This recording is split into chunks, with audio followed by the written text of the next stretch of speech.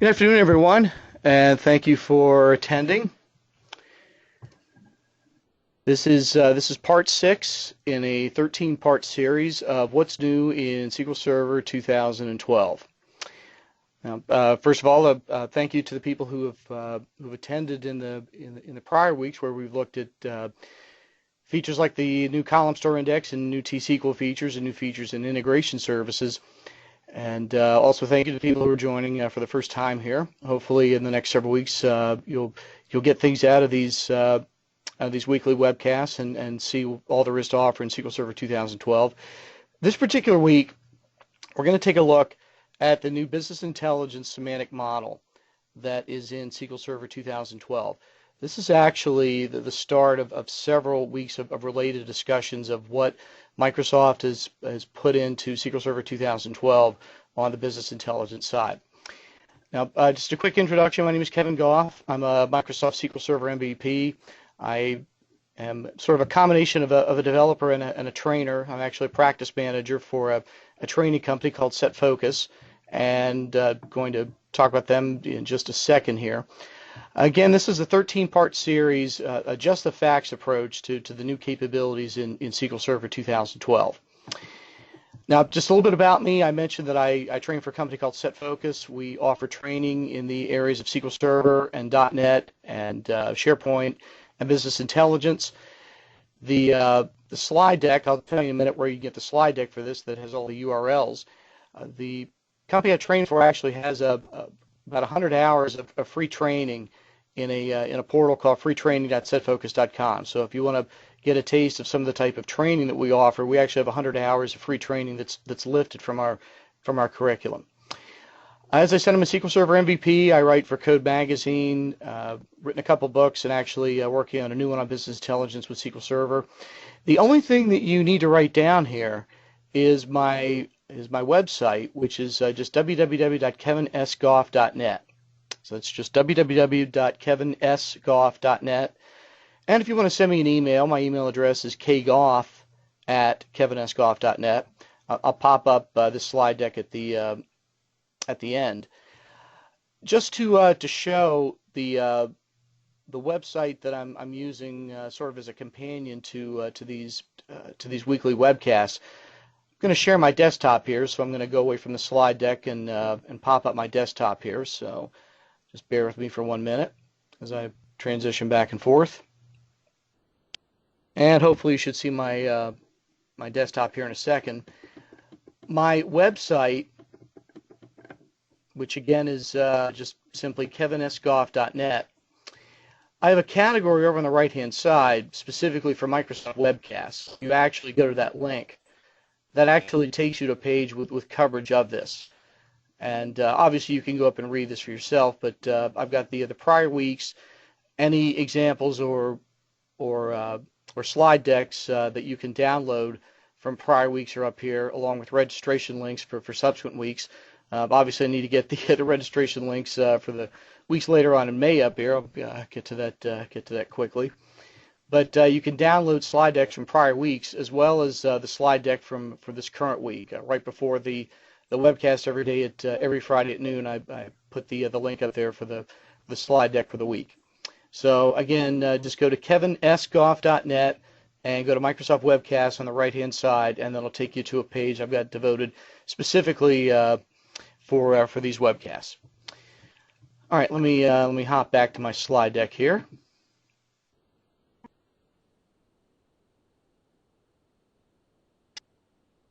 So again, it's just www.kevinsgoff.net. Now, this is week 6, as I said, and we're going to get into the specifics here in just a moment. This is week 6 in a 13-part series of the new capabilities in SQL Server 2012. Now, SQL Server 2012 is a tremendous enhancement over prior versions of SQL Server.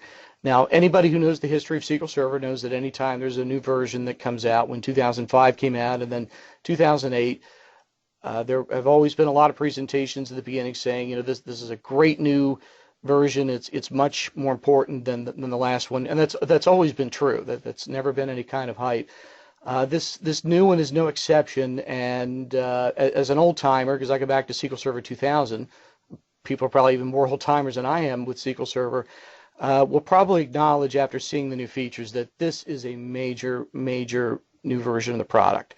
A lot of features across the board. They're going to appeal to different types of database developers and database administrators. Well, we're on week 6, which is an overview of the business intelligence semantic model. Now, first of all, if you've attended prior weeks, so you know that I've in a couple of instances, I've done some pretty deep dives into things. This week is going to be a little bit different in that this is not, intentionally not going to be a deep dive. I'm going to talk at a fairly high level about what kind of analytic capabilities have been in SQL Server very recently and what new capabilities are in SQL Server 2012. Now, that's going to set the stage for subsequent weeks where I'm going to talk more in specifics about the general framework that I'm laying out here this week. So I'm going to talk about things like the new analysis services tabular model and what's new in PowerPivot and the DAX programming language. I'm going to talk about them as concepts this week. In subsequent weeks, I'm going to get into the detail. Now, I always love to get into the detail. I'm a detail type of person, but it really helps to step back and take kind of a view from the proverbial 30,000 feet on what Microsoft has done with business intelligence and with analysis services. Now, next week is going to be specific coverage on the new analysis services tabular model, and just like integration services, that's so big that we're actually going to cover that over the course of 2 weeks. So that's a look at what's coming up over the next couple of weeks. Well, to jump forward here, now if you're attending this, you probably have at least some level of awareness, or maybe you work directly with business intelligence. Well, trying to find business intelligence is sometimes a tough task because it is such a wide concept. It's more than just a product.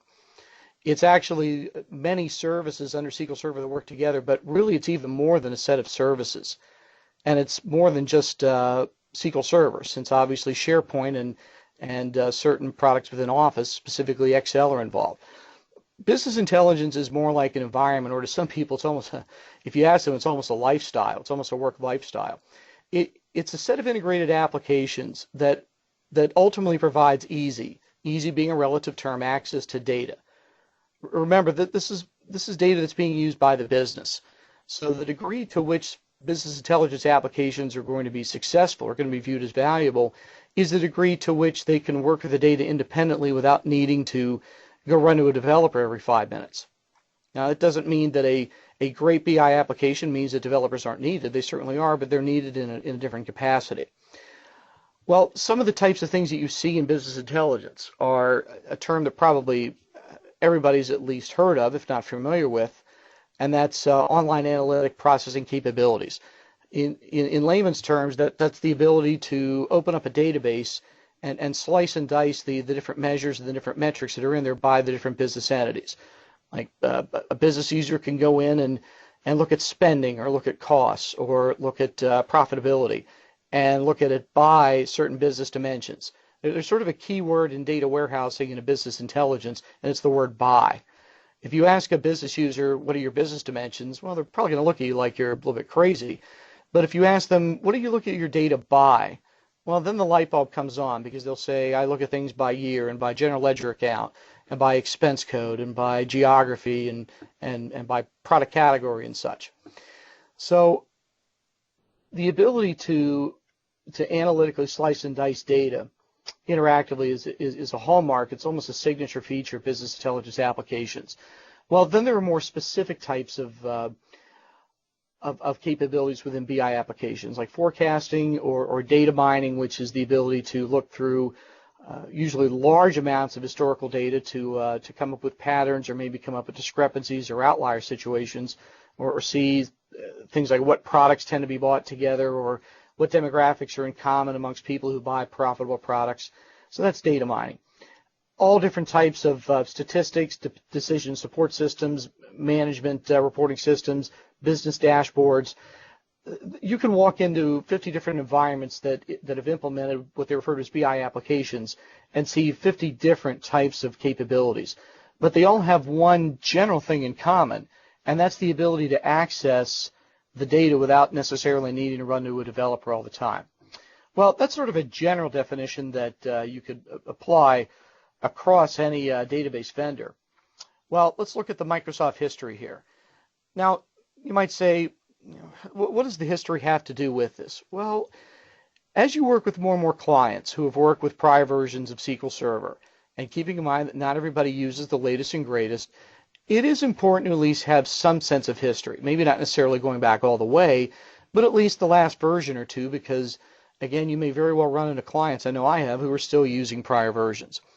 Well, the history of Microsoft Business Intelligence, and specifically with OLAP capabilities, goes back to the late 90s. I'm not going to read through all these. You can obviously read through this, but if there was a point where analysis services and business intelligence capabilities really got strong, and I mean strong, you could probably point to the release of 2005. Now, that's a personal, subjective view of mine. Other people might say no. Analysis services in 2000 was the first very important version. Well, I'm certainly not going to debate that, but it was in 2005 where you see a lot of the hallmark capabilities that people use with BI applications today. This is where Microsoft implemented things like a unified dimension model, which was sort of like a business/data API that they gave a bridge between users, developers, and multidimensional sources, where multidimensional refers to the different business dimensions to which historical data is associated. It gave us support for different types of dimension relationships. It was, to many, myself included, it was the first truly powerful version of analysis services for creating business intelligence and OLAP applications. Now, Microsoft has done some things since then. They enhanced it in 2008. There were enhancements across the board, across the different services that make up business intelligence. And really by 2008, OLAP developers had great tools with analysis services to build multidimensional OLAP cubes.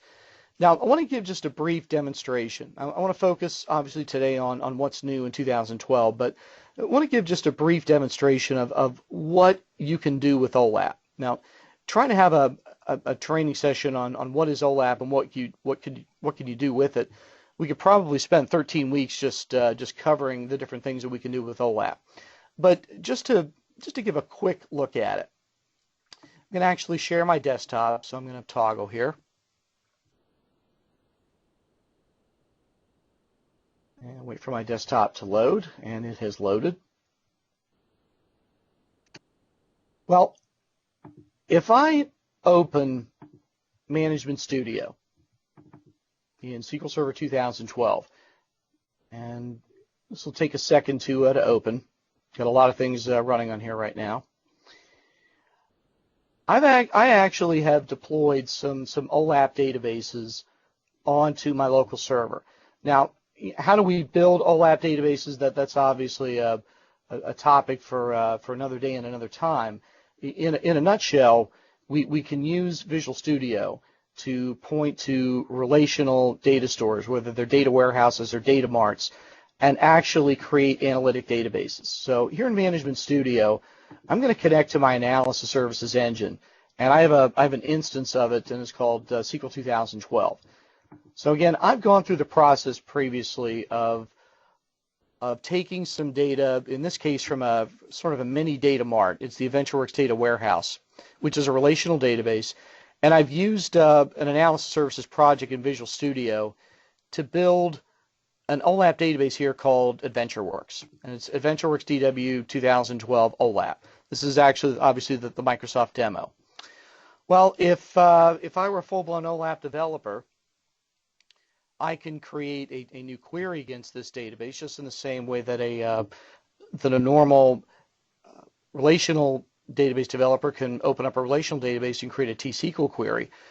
Well, in an OLAP database, we essentially have measures and we have dimensions. This is a very standard way to present information to end users.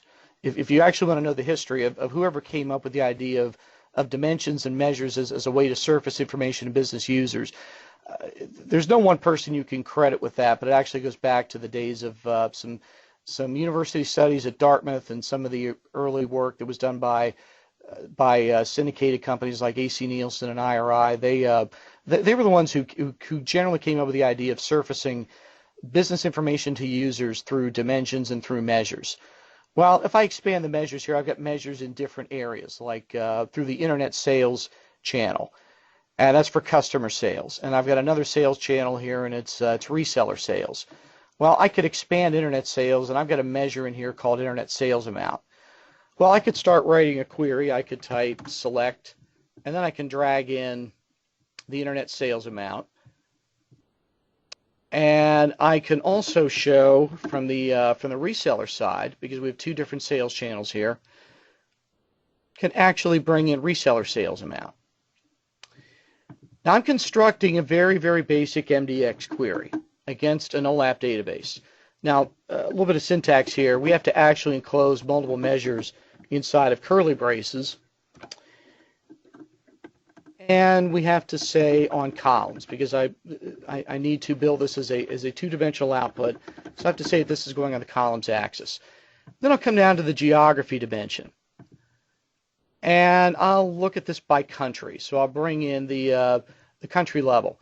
Now, a little bit of MDX syntax here. I have to say .members if I want to get all the members of that country attribute within the geography dimension.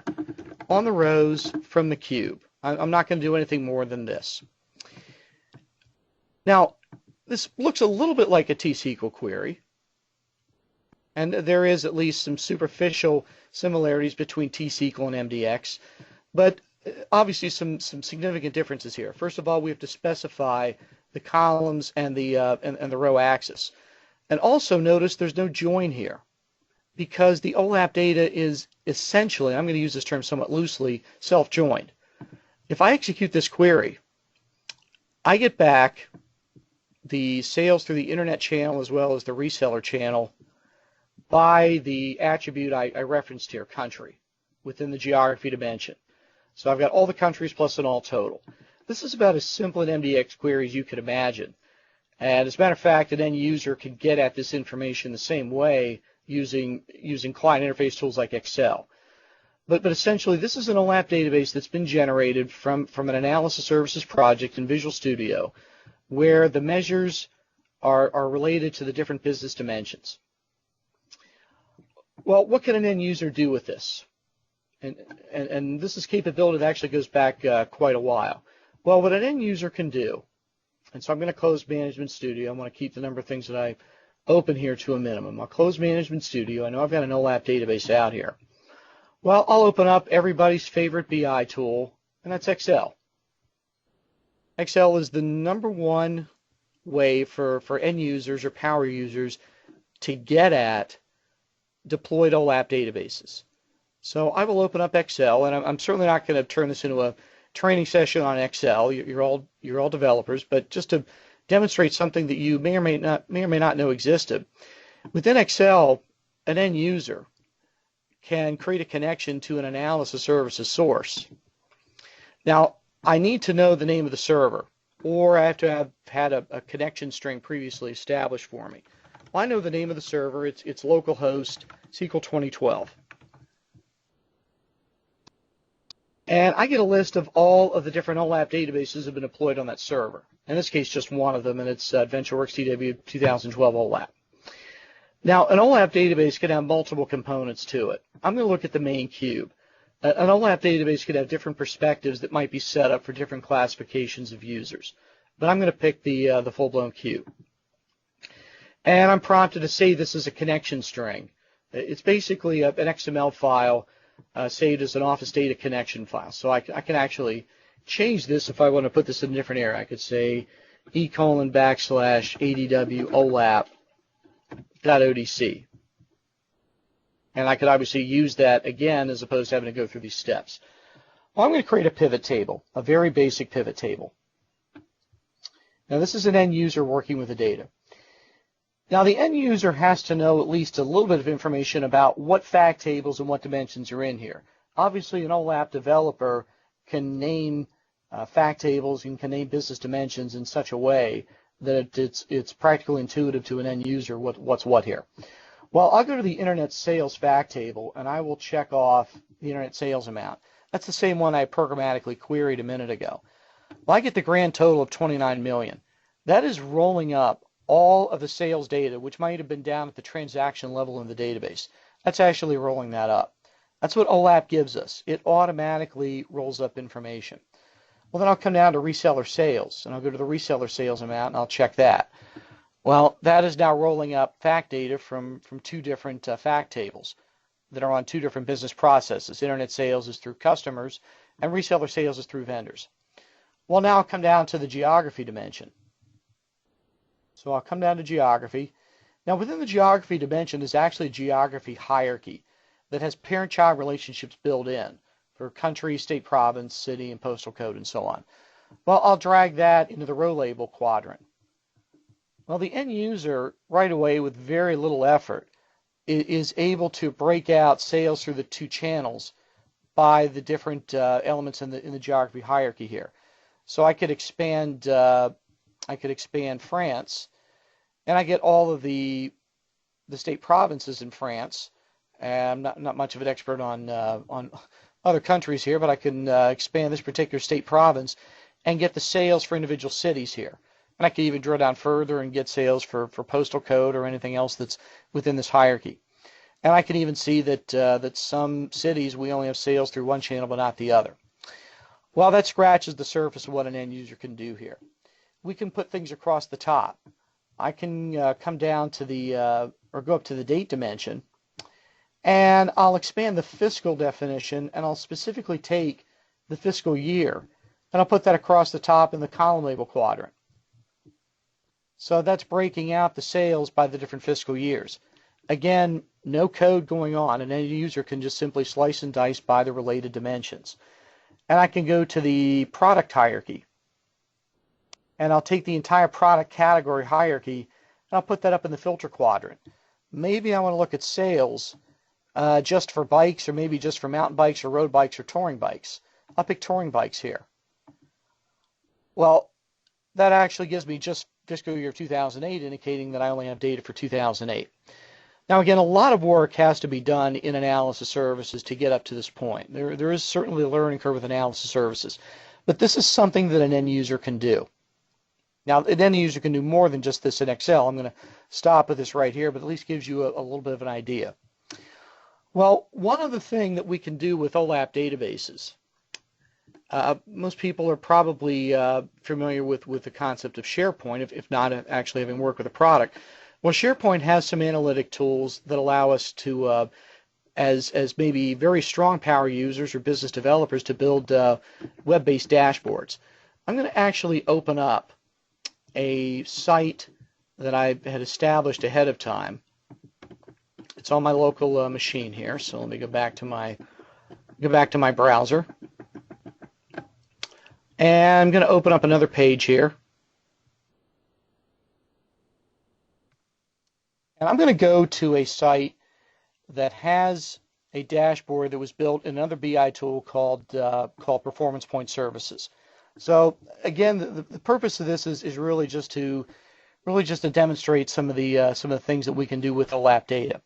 Well, with that same AdventureWorks database, we can do things like create dashboard pages inside of SharePoint. And I'm going to come back to the slide deck here in just a minute. I just want to show this one thing here. We can build KPI scorecards that surface different business objectives. We might have a scorecard that has an objective that shows growth in customer base. Maybe growth in customer base from one year to the other for certain geographies is important. Well, I'm looking at Oregon right now, and I see that their growth in customer base over last year was 790%. Well, that's a huge spike where we only care if somebody grows 30% per year. Well, I can actually click on a KPI here and get some additional information. And this is one of the great features of Performance Point Services, which is an analytic tool inside of SharePoint that works with different types of databases, although it really works most powerfully with OLAP data. I can actually have an Excel spreadsheet that gives me supporting information for that KPI that's coming from that same OLAP database that we were just looking at a minute ago. We might want to have as supporting information a scatter chart that shows the cities within Oregon for 2008, the customer count here for different cities, and the revenue, because we might want to see if there's any direct relationship analytically or how strong the relationship is between the customer count and the sales. And in Excel, we can do things like display the slope, display the R-squared coefficient as well as the Pearson algorithm that shows how numerically packed the data is, or maybe how not packed the data is. With these numbers, obviously a value of 1 means that the data is completely packed, and anything a little bit less than that means that the data has a slight amount of variation from the slope, but still a correlation coefficient of 0.88 means there's a pretty strong relationship between the values in the x-axis, the values in the y-axis. Well, another thing we can do in performance point services is for another KPI like internet revenue, we can have some type of a chart that shows, I'll come down and expand bikes, and I'll take a look at road bikes. Well, I can show for the 4 quarters of the year for Oregon the sales for road bikes and even the sales as a percent of its parent. So I'm seeing here the sales for road bikes within FY of 08 for Oregon, as well as for each month the ratio to the parent, which in this case is bikes. Believe it or not, this was actually put together fairly quickly in performance point services, going against OLAP data. So again, the idea here is just to show just a few things that we've been able to do, that OLAP developers have been able to do with OLAP data going back a couple of years. All right, so let me come back to my slide deck now, and we're going to jump forward in time a little bit. So come back to my slide deck.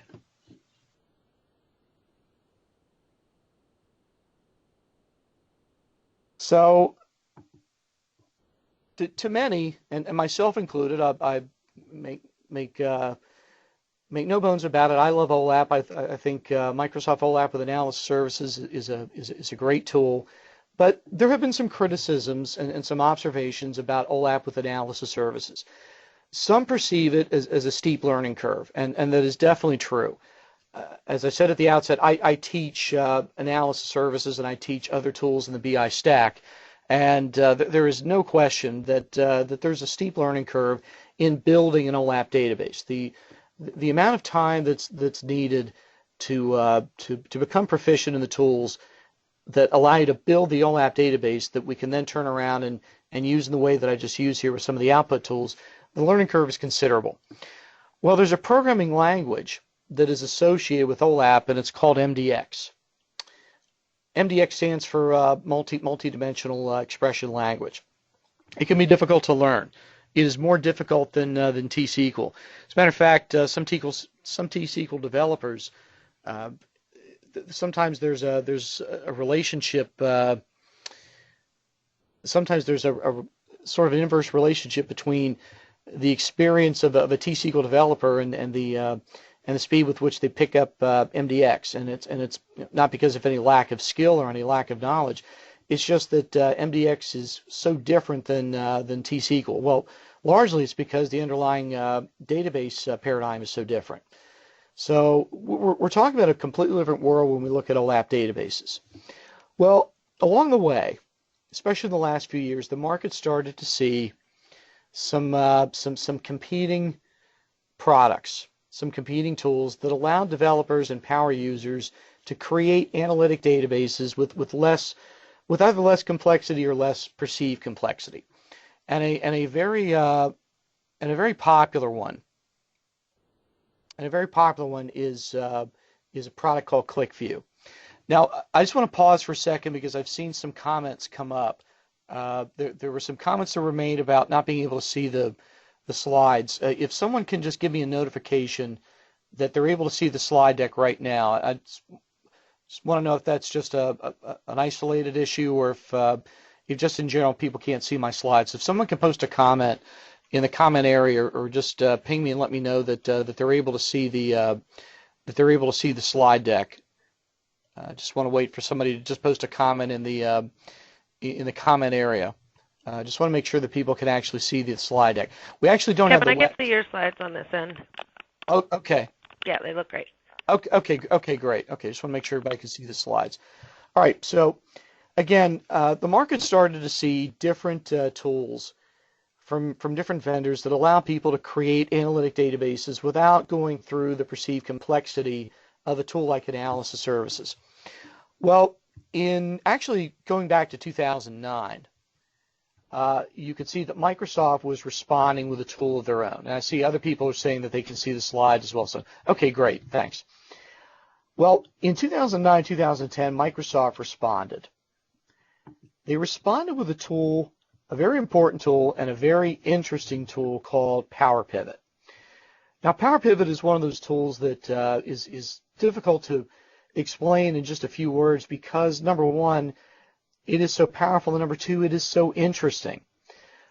Essentially what PowerPivot is a free add-on for Excel.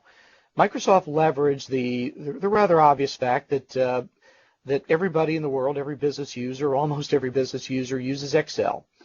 Well, what they did was they implemented an add-on in Excel that allowed end users to take a relational database, whether it was a normalized database or a data warehouse or a data mart, or even some other type of data source, and use pretty much a menu-driven interface to create the equivalent of a compressed OLAP database, a simply structured OLAP database inside of Excel. So it's a free add-on for Excel that allows end users to take a relational database and create the equivalent of a compressed, and I'm using the data warehousing term star schema, which means that the relationships between the measures and the dimensions are pretty straight and pretty simple, pretty basic. And create that as a database inside of Excel so that end users could slice and dice the data in the same way that they previously could with OLAP data. In Excel a few minutes ago, I created a basic pivot table against an OLAP database. Well, what PowerPivot does is it allows an end user to point to a relational database and essentially create the equivalent of an OLAP database under the hood. Now, there are some limitations with PowerPivot. It is not intended to create full-blown 50-gigabyte OLAP databases that you might see other companies create. There are some physical limitations. So people have very correctly placed a tool like PowerPivot in the personal BI or maybe small departmental BI area. It's not intended to be a full-blown corporate solution if you need to create a 50-gigabyte OLAP cube. Now, a couple of interesting things about it. Microsoft introduced in PowerPivot a technology that up until very recently went under the name of VertiPack. They changed it to XVelocity. So what was previously known as VertiPack, they changed the name, still does the same thing under the hood, called XVelocity. It is the same technology. If you remember when I talked about the column store index and the ability to take duplicated values across columns and compress it, the VertiPack engine that's used that's used under the hood for PowerPivot utilizes that same column store index capabilities. Now, PowerPivot also has a programming language, and it's called DAX. So just like with OLAP databases, we have MDX. With PowerPivot, we have DAX, and DAX is sort of a hybrid between MDX and the Excel macro language.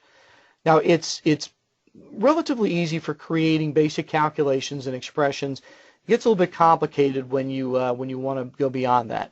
In the subsequent week, I'm going to talk about DAX. I'm going to devote some webcasts specifically to DAX. Now, PowerPivot 1.0 was just like a lot of 1.0 products.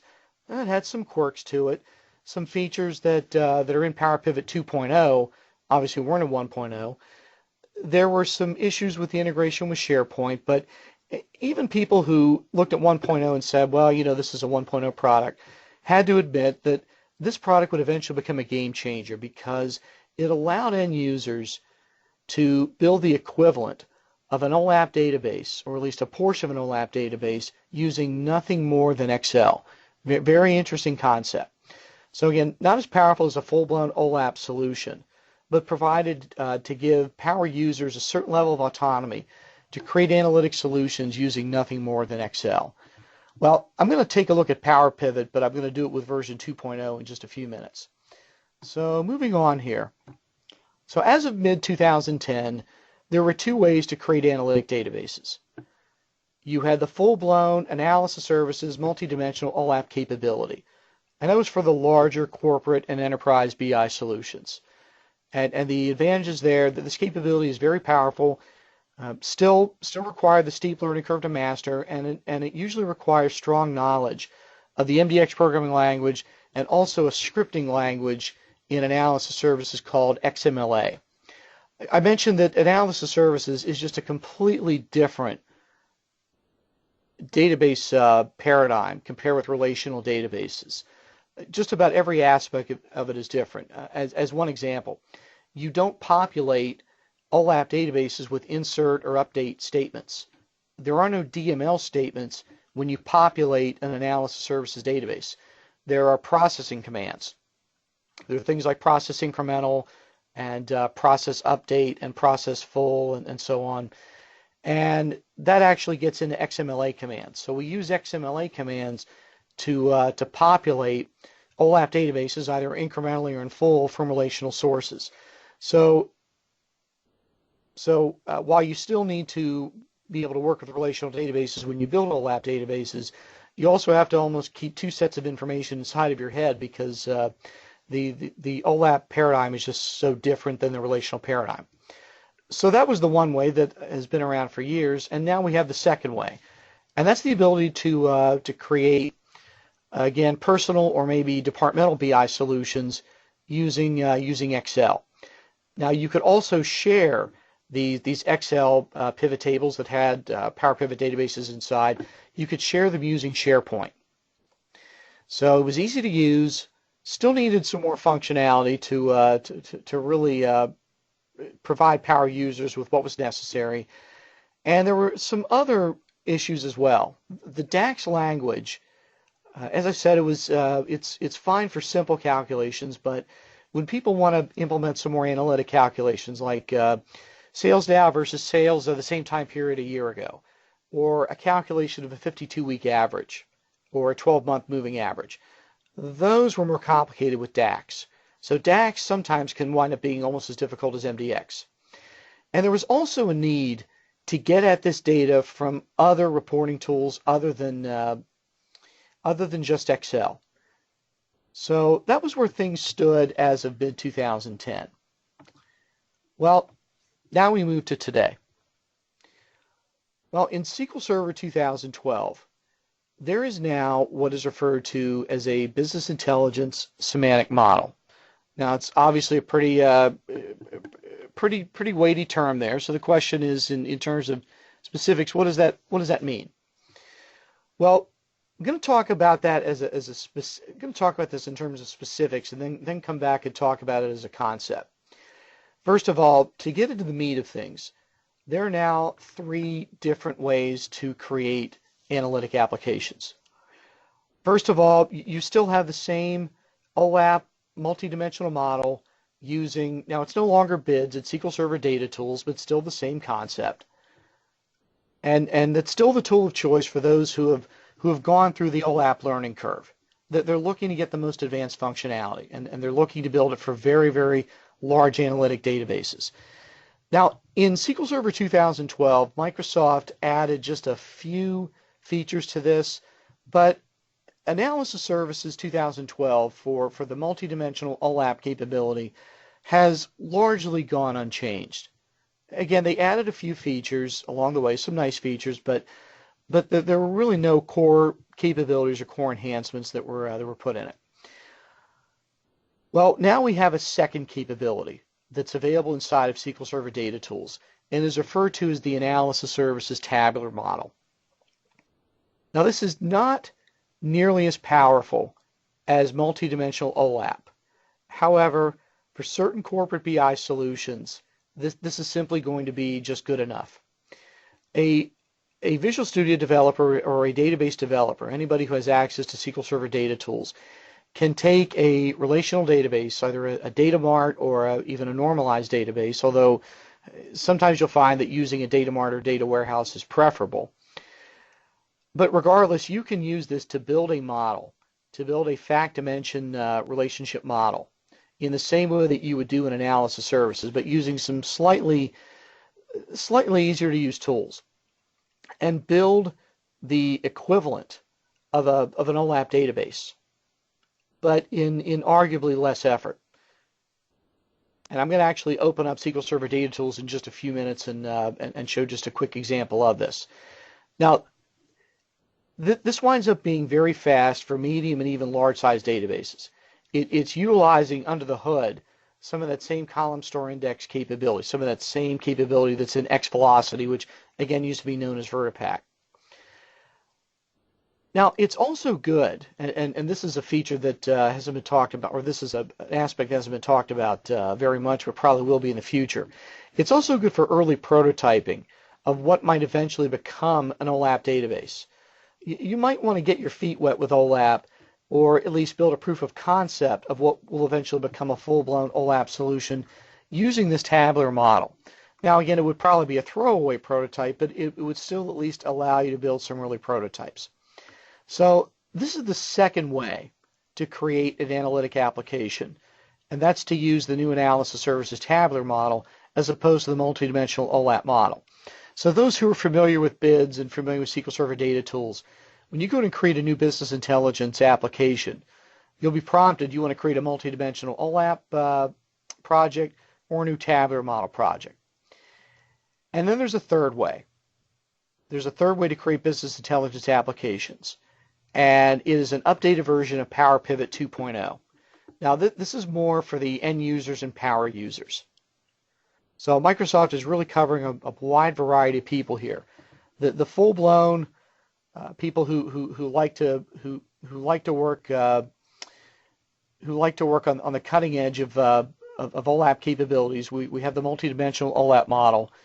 We have the tabular model that maybe general database developers who don't need to get to the full-blown learning curve of OLAP, and maybe it's just not required for an analytic database, can use this. And this can still work with very, very large databases. And then individual users, or maybe groups of users in a department, can utilize PowerPivot. Now, PowerPivot does have some space considerations, which I'll talk about in a minute, but it still is very good for certain types of, again, personal BI or maybe departmental BI applications. Now, this is greatly enhanced over PowerPivot 1.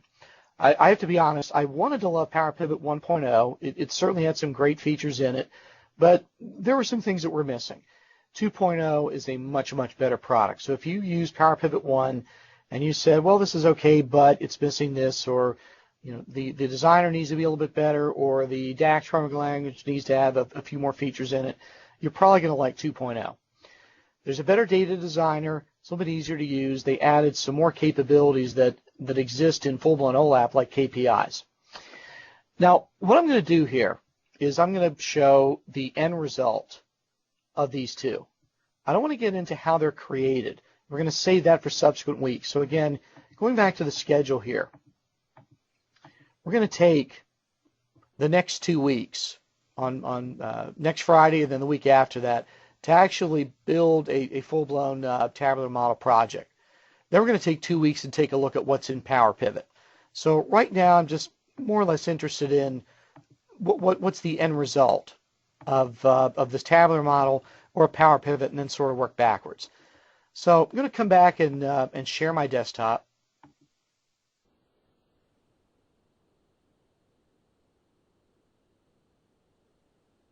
I'll give this a second to share.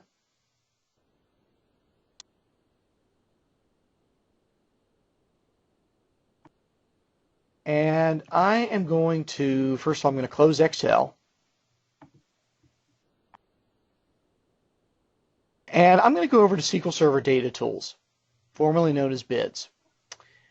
Now, what I am looking at right now is a project in SQL Server Data Tools that took a portion of the AdventureWorks databases that were over in the relational source. So I took the AdventureWorks data warehouse. It's sort of a half normalized, half denormalized version of the AdventureWorks transactional databases. And I've got a model here that I built where I pointed to two of the fact tables, fact internet sales and fact reseller sales. And I brought in some of the relational dimensions, things like dim geography and dim reseller and dim customer, and up here further the date dimension, basically a date calendar. Now these were tables that were in the AdventureWorks relational database. Now, I actually ahead of time built views.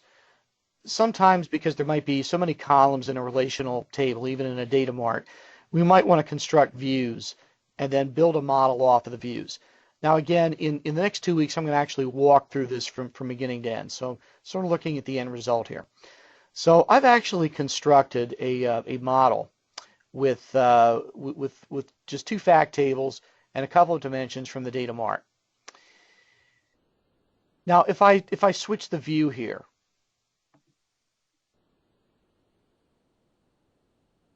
and a little bit of trouble because of my toolbar here at the top.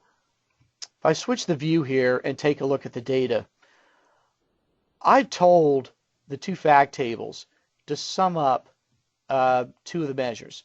I told it to sum up sales amount to the sum of the sales amount on the reseller side, and on fact internet sales, I also told it to aggregate the sales amount on the internet sales side. So I've told it to aggregate 2 of the measures across 2 of the fact tables.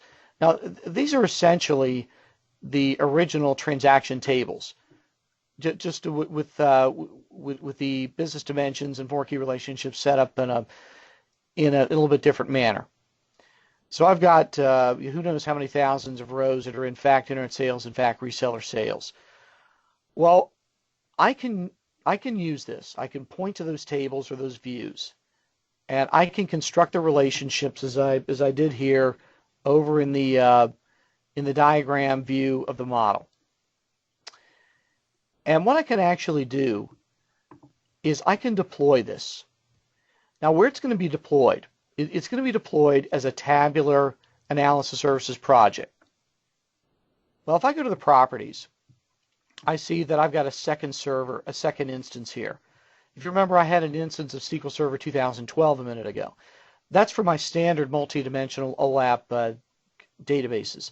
I've got another one here called SQL 2012 Tabular. This is for any tabular projects. Now, here's the great thing about this, and here's where the concept of the business intelligence semantic model comes in. If I right-click and deploy this, which I actually have already done, I now have an analytic database called ADW Tab that is out on my analysis services server, simply in a different instance on SQL 2012 Tabular. Well, I'm going to reopen Excel.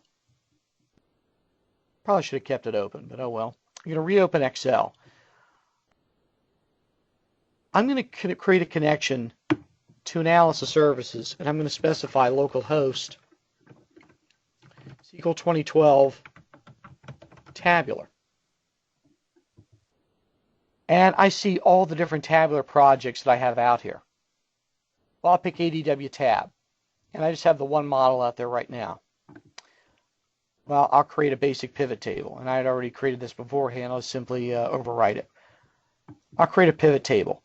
We'll look over on the right-hand side. I've got a pivot table field list that looks very similar to what I had a while ago when I was going against a full-blown OLAP database.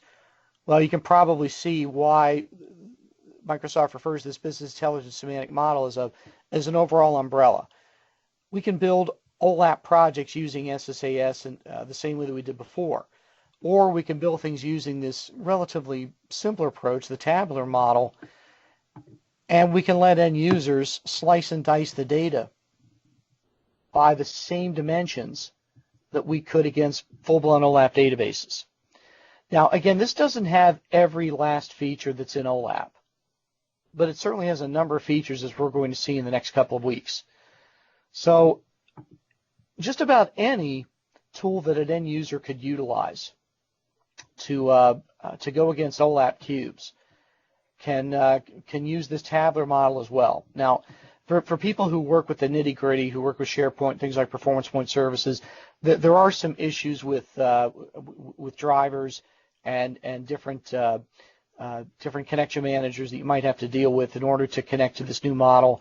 But generally speaking, the idea is that we can connect using different OLAP tools that we previously used. We can connect to this analytic model, to this analytic tabular model.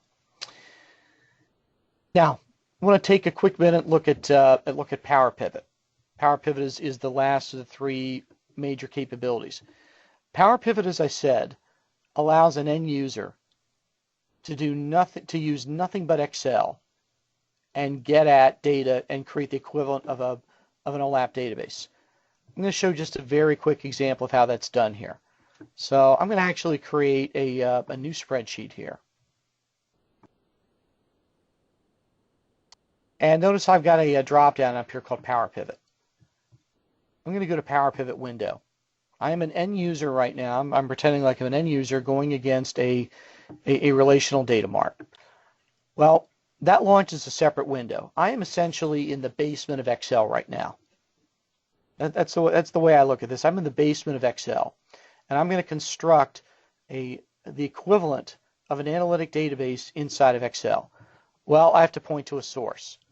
So I'm going to go, I'm going to take the option from database and from SQL Server, and I'll see what different SQL Server engines I have out here.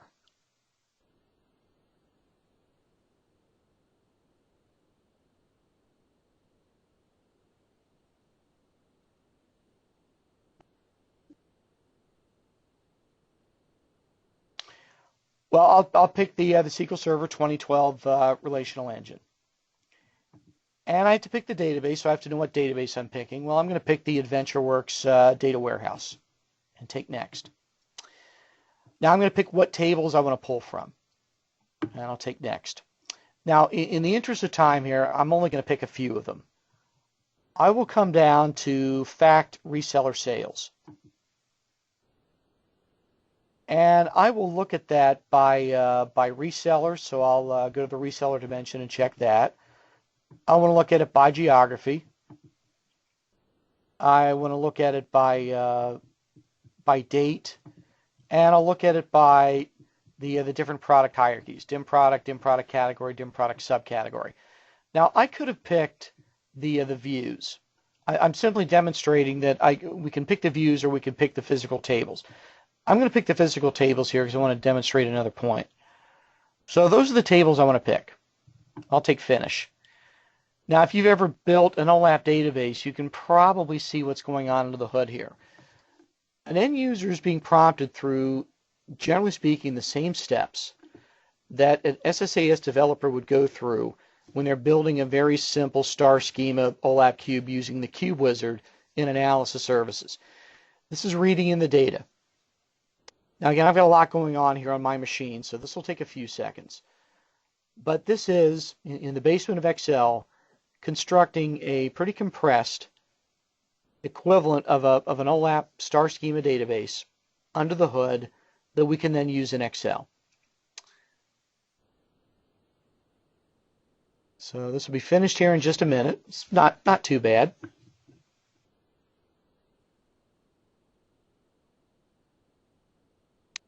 I'll take close.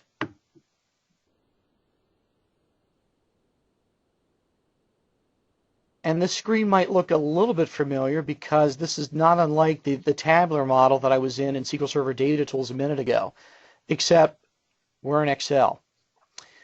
Well, I'll go out to fact reseller sales and specifically to the sales amount. And again, I want the user to be able to auto sum that. So I'll indicate that that's going to be utilized as an auto sum. Well, that's all I'll do here. Now, I'll save the subsequent weeks for the other capabilities we have in here. We've got all kinds of capabilities, create KPIs, create other types of relationships. I'm going to save that for another day. I will come back up to the first floor. I'll come out of the basement and up to the first floor. So I'm going to create a pivot table. And guess what? I've got over here in the pivot table field list the same capabilities that an end user would have if they were going against an OLAP database, against a full-blown OLAP cube. I can expand fact reseller sales. There's my sum of sales amount. I'll check that, and there's my 80 million. Well, I'll go up to the geography dimension, and I'll simply put countries down the left. So I'll take the English country region name and put that down the left in the row label area. Well, I want to show something else that's available in Excel 2010, and that is the ability to implement slicers. We can do this regardless of what kind of database we're going against. Watch this. I'm going to take the fiscal year, and I'll put that in as a horizontal slicer. Horizontal slicer is like a visual filter. So I can actually break this out by as many or as few of the years as I want. So I'll look at it just for 07. Or I can look at it for 07 and 08 combined. Well, I can do this for other dimensions as well. I can go to the product dimension or the product category dimension, and I can bring in the English product category name as a slicer as well. So I can look at this by just clothing or by bikes or by components or whatever. So I've done this nothing more than under the control of an end user. All I needed to have is some type of data source that I could connect to. Now in this case, it built the relationships for me. Back in that data window here, if I go to the design area and take a look at the relationships, and I want to change this to use the diagram view. There's a diagram view that's in here. That's a new feature in PowerPivot 2.0. And boy, I've completely lost my mind here. You ever have one of those minutes where you completely forget where a feature is? There's a feature here that lets us toggle between this and the here we go, diagram view. Back in the first tab. Back in the diagram view, these relationships were already set. They came from the primary key, foreign key relationships that were in the underlying table.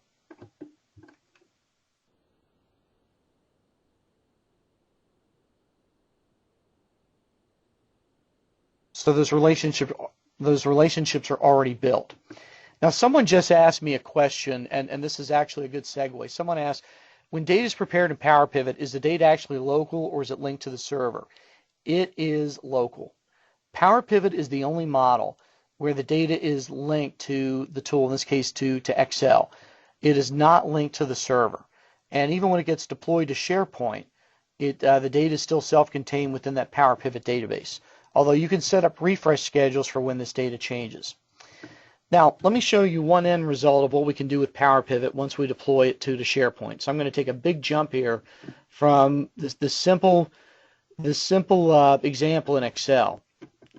I'm going to jump back over to my browser. I'm going to show an example of a PowerPivot gallery. Now, this is a PowerPivot database. It was actually something that I did for a BI user group in New York City a couple months ago. This is a PowerPivot database that was deployed to SharePoint. Now, in this case, it has multiple pages to it. Now, by the way, something really definitely on the eye candy capability. I can actually change this to a carousel. And this document library is actually a document library that's running Silverlight under the hood. We can actually create a carousel that can let the user flip through the different different charts that are in the PowerPivot content. Pretty cool capability. Now let me go to any of these. For instance, let me open up this one. This is one that's showing a KPI that was constructed in PowerPivot. So this was done using nothing more than Excel, a relational database, and a little bit of DAX under the hood. I'm actually showing this is for a different database. It's for computer books that might be sold to different customer categories for different book categories in different years. So I might look at data for 2008, and I might look at returns. Now, if you've worked in retail, you know that returns are the bane of any retailer. Returns are a fact of life, but you always want them to be low. Well, we've got a KPI here to indicate visually in what customers we have a returns percent that's above the goal. So maybe our goal for this particular customer for this time period is 14.4%. We can build a KPI inside of PowerPivot in Excel and render this visually. So Bay Tree Bookstore is 20%, so they're above the threshold. And we can also implement rankings here based upon the revenue and based upon the returns. Well, let me come back to here.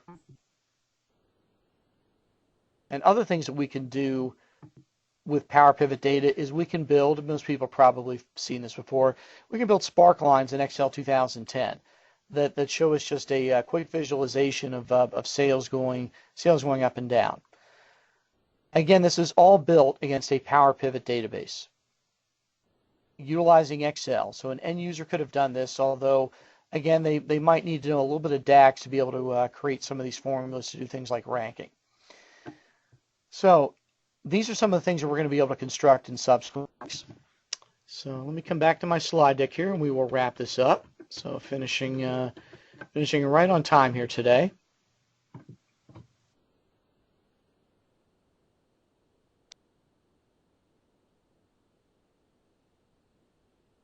So just as a sort of a feature matrix, the three different capabilities. Now, after we get through the tabular model and after we get through PowerPivot, I'm actually going to come back and talk about these again. They might make a little bit more sense after we go through some examples of putting these together. But just in terms of general capabilities and when you would use one versus the other. Well, with the OLAP model and with the tabular model, the number of end users going against these databases is usually going to be pretty large, or can grow to a large capacity. Whereas with PowerPivot, again, that is in the small to medium-sized area because of some of the capacity restrictions of PowerPivot. Let me actually come down here to the bottom for size restrictions. OLAP cubes can grow to be very, very large. Now you can implement partitions, you can implement aggregations, you can use different storage methodologies, but OLAP cubes can grow to be very large. The tabular model can actually grow to be very large as well. Now, what some people may do is they might want to implement a pass-through model, where the tabular model is nothing but a proxy and the data is actually stored back in the relational database. That actually utilizes a capability called direct query. The functional equivalent over on the OLAP side is ROLAP. Well, with PowerPivot, you've got a physical limit of 2 gigabytes after compression. So again, that's going to make it almost impossible for your larger scale OLAP applications. Now, the tool that we use to create the multidimensional OLAP model and the tabular model is SQL Server Data Tools. The tool that we use to build PowerPivot content is Excel. The query language for OLAP is MDX. Now, the query language for the tabular model and even for PowerPivot is a little bit more complicated. The programming language that's used is DAX. However, if you remember a minute ago, I opened up Excel and went against the tabular model.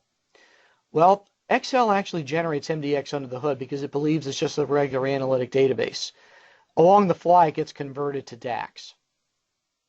So there's actually a little bit more complexity going on with the query language that's used under the hood for both the tabular model and for PowerPivot.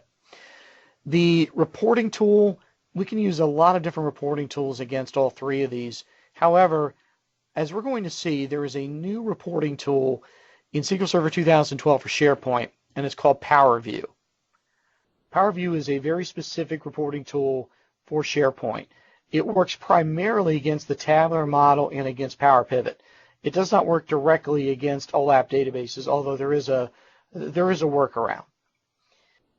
Do we have pass-through so that maybe we want to make these just nothing more than proxy definitions, where the data resides back in the original source? We can do that with ROLAP, with multidimensional OLAP databases, and we can do that with what's called direct query in tabular models. There is row-level security capability, so we can define, that someone has access to just certain markets or certain accounts or certain brands. We can do that in the tabular or in the OLAP model. With PowerPivot, it's a little bit more of it depends. It depends on a data refresh, since the data is actually residing in that Excel spreadsheet. If some kind of authentication was implemented, maybe with views against the underlying source. So this one, you usually wind up taking a big drop off in terms of functionality if you need to implement row-level security. Now, some people have what are called many-to-many or bridge relationships. Examples of this might be multiple currencies where we have different conversion rates on different days, or maybe unit or measure conversions going back and forth between different volumetrics, like going from pounds to cases or cases to retail units. Or maybe bridge tables to bring together two different dimensions along a ratio. I often use this as an example in a book publisher industry. A book can be written by multiple authors, but an author can write multiple books. Well, if a book is written by multiple authors, maybe the authors have 3 different shares. Maybe one author wrote 15%, the other wrote 25%, and the third wrote, whatever mathematically is left. Well, there might be a bridge table that has a share, and we might use that and multiply that by the sales to come up with a basis on which royalty would be determined. Well, with an OLAP engine, with the multidimensional OLAP capability, that can be implemented. With the tabular model or with PowerPivot, there's not any native support in the designer for it. We'd have to do it programmatically on the fly using DAX. It's doable. It's not easy. It's been written about on different blogs. I'll talk about this when we get to that section, but it's not natively incorporated into the product. And again, the underlying engine with multidimensional OLAP capabilities, it's using the analysis services OLAP engine. The underlying storage methodology here for the tabular model and for PowerPivot is XVelocity, formerly known as VertiPack. So that covers the overview. And as we're going to see in subsequent weeks, the objective of this model is to allow people to utilize maybe different tools to get at data, whether we're using Excel to go against an OLAP database or a tabular model or a PowerPivot model or using reporting services against these. The whole point is that we have one model but different options for different types of developers or power users to be able to create analytic databases. So as we get through more examples, we'll actually see the value of this actual model. Okay, well, ending right on time here. So as always, thank you all for coming. Again, the website for this is just www.kevinesgoff.net.